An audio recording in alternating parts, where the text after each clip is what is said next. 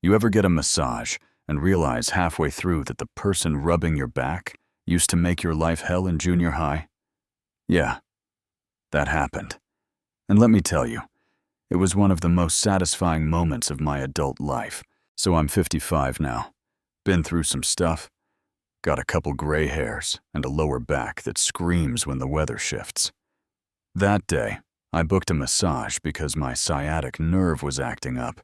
Usual therapist was on vacation, so I got someone new. Her name was Sarah. Just Sarah. Common name. Didn't think much of it. But the second she walked in, I had this weird déjà vu feeling, like my skin recognized her before my brain did. She looked so familiar, but older, of course, like the rest of us. We did the usual small talk. Where you from? Where'd you go to school? That kind of thing. But nothing clicked. I mean, she didn't recognize me either, and there's a reason for that. Back then, I was Danny Jones. Now, I go by Danielle Marshall. Full married name. Whole new vibe. So she wouldn't have made the connection unless she had a really sharp memory. And I was betting she didn't. Anyway, the massage was great. She was professional, skilled, didn't say anything weird. But I still had that itch in my brain like, I know you. Then I go to pay, and boom, there it is. Her full name on the receipt, Sarah Langley. And suddenly it all comes crashing back. Sarah Langley and her little sidekick Tara. Junior high tyrants. They weren't just mean girls. They were monsters. Tripping me in hallways, knocking books out of my hands, pouring milk down my back in the cafeteria. They made school a daily nightmare. I'd fake being sick just to stay home. Teachers? Useless. My parents? Just ignore them, they'll get bored. Spoiler, they didn't. But life moved on. I went to a different high school, built myself a decent life, and mostly buried that part of the past.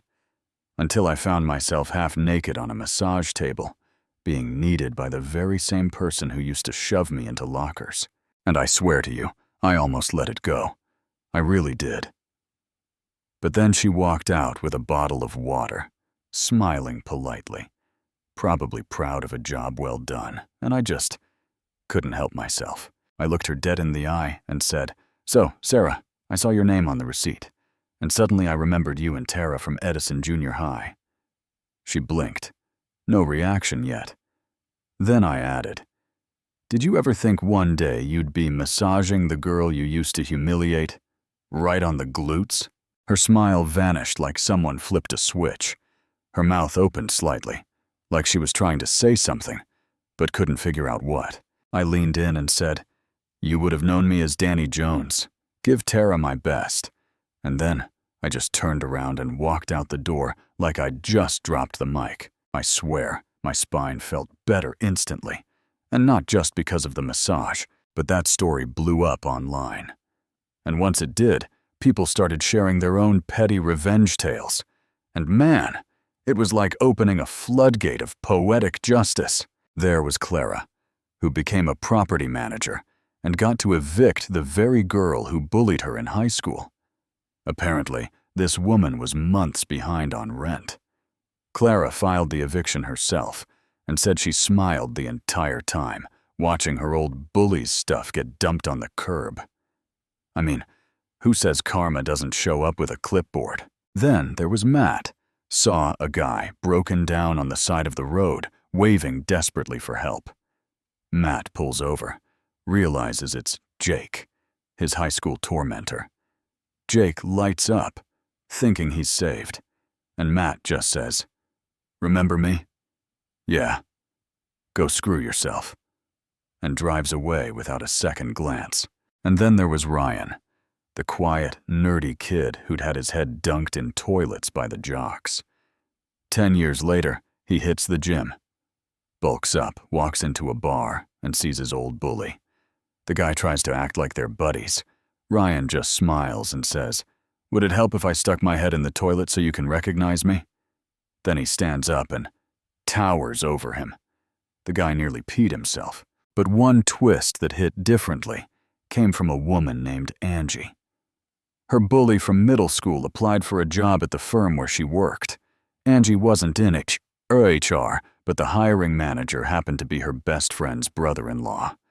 Over dinner, he asked, "Hey, do you know this girl?" Angie said, "Oh yeah, she used to prank call my house, harass me, and make my life miserable. You really want someone like that repping your company?" Needless to say, she didn't get hired. That one felt even better than a dramatic confrontation. Just a quiet, behind-the-scenes shutdown. No fireworks. Just justice. It's funny, isn't it? These moments don't fix everything, but they scratch an itch you didn't know was still there. Like, maybe you didn't forget what they did to you. Maybe you just outgrew it. But that doesn't mean they didn't deserve to be reminded. And sometimes, that reminder hits them right when they think they're untouchable. I'm not saying we should all walk around seeking revenge. But man, if the universe lines it up just right, sometimes all you gotta do is deliver the line, give a little smirk, and walk away. And you know what? That moment, me, standing there in my slacks and cardigan, looking this woman dead in the eye as I reminded her who I was. That was the closure junior high me never got. That was mine. So now I'm curious. What about you? Have you ever run into a bully from your past? Did you get your moment, or did you let it slide? Do you think it's better to speak up, or just move on? Drop your story in the comments. I promise I'll be reading every single one. And if you enjoyed this little slice of justice, hit that like button. Share it with someone who needs the reminder. And maybe, just maybe, stay ready. Because karma? She's always watching. And sometimes she books the massage.